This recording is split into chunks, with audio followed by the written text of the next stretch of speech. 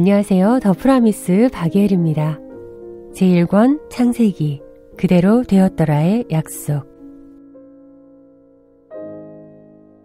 16절에 그가 이르되 내가 내 형들을 찾으오니 청하건대 그들이 양치는 곳을 내게 가르쳐 주소서 합니다.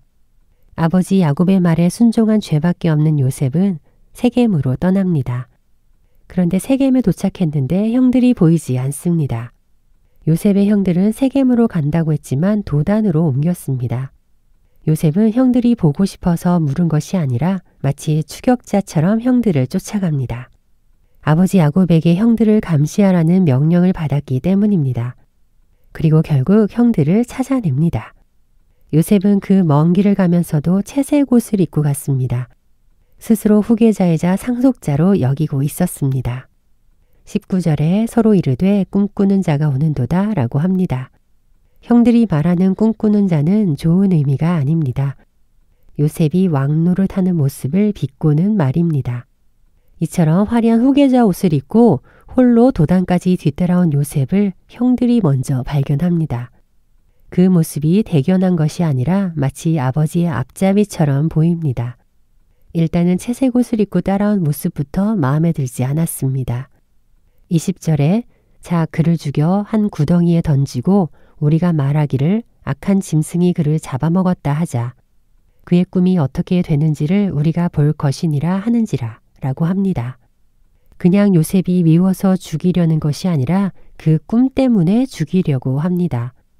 형들은 동생의 종이 되느니 아예 없애버리는 게 낫다고 모의합니다. 마치 가인이 아벨을 죽이는 모습과 비슷합니다. 들로 불러내어 아버지로부터 떼어내는 데 성공했습니다. 내 아우가 어디 있느냐라고 물으면 내가 내 아우를 지키는 자니까 라고 발뺌하면 그만입니다.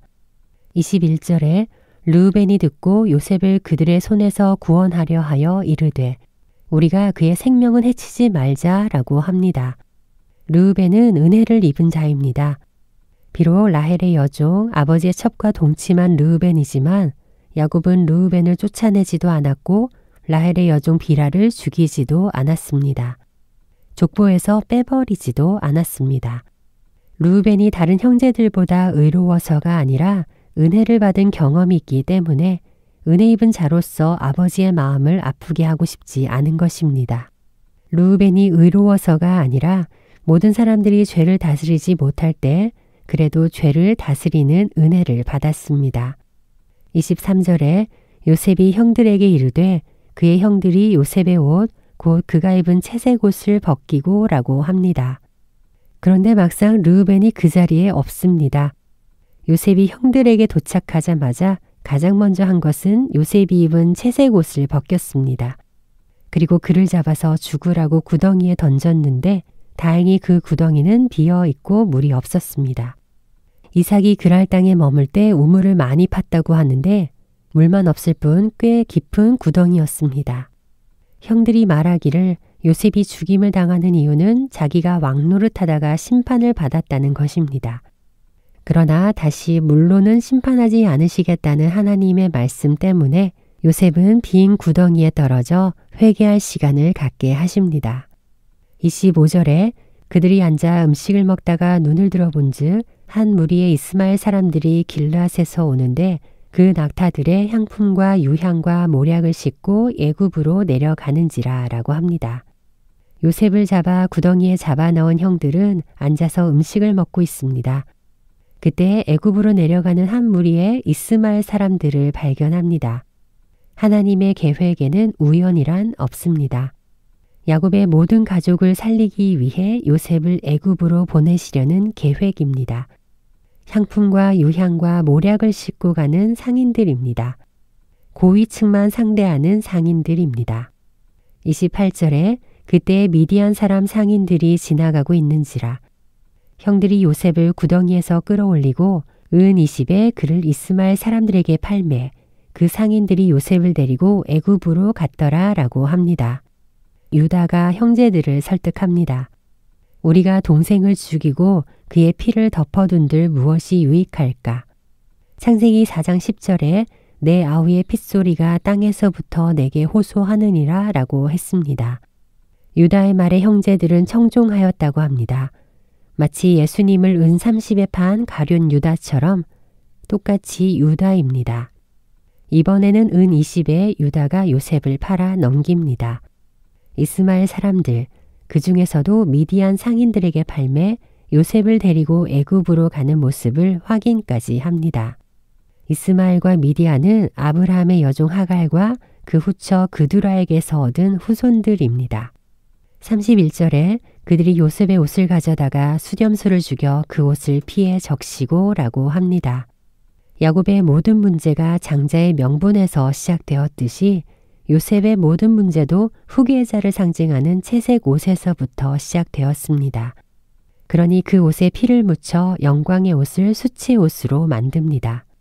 그러나 이것은 하나님의 가죽옷과 같습니다. 상속자를 상징하는 채색 옷에 숫염소의 피가 뿌려졌습니다. 요셉과 형들의 죄를 가리고자 희생 제물의 피가 또 뿌려집니다. 32절에 그의 채색 옷을 보내어 그의 아버지에게로 가서 이르기를 우리가 이것을 발견하였으니 아버지 아들의 옷인가 보소서 하매 라고 합니다.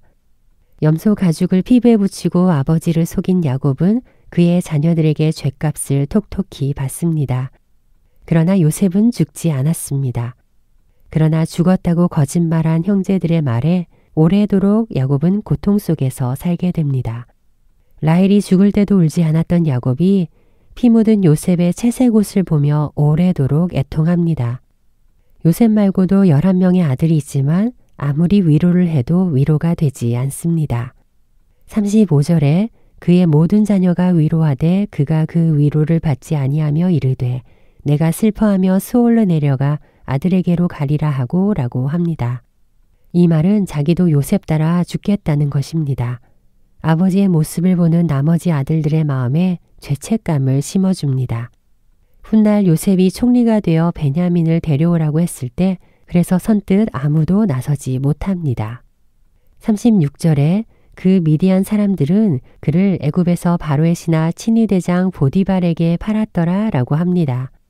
요셉은 형들이 자기를 죽이려고 하는 모든 과정을 직접 눈으로 확인합니다. 먼저 형들이 자기의 채색 옷을 벗기고 잡아서 구덩이에 던졌습니다. 그냥 던진 것이 아니라 죽으라고 던졌습니다. 그런데 또 구덩이에서 건져줍니다. 아주 잠시 동안이라도 살려준 것에 대한 감사가 있었습니다. 그러나 곧바로 노예로 팔아버립니다. 요셉은 형들이 자기를 죽일 수도 있었는데 그래도 살려준 것만으로 감사한 것 같습니다. 요셉은 애굽에 팔려가서도 형들을 원망했다는 말을 하지 않습니다. 그래서인지 미디안 상인들에게도 은혜를 입습니다. 애굽 사람 중에서도 인품이 좋은 보디발에게 팔았습니다. 여기에는 하나님이 미리 보여준 꿈, 약속이 들어 있습니다.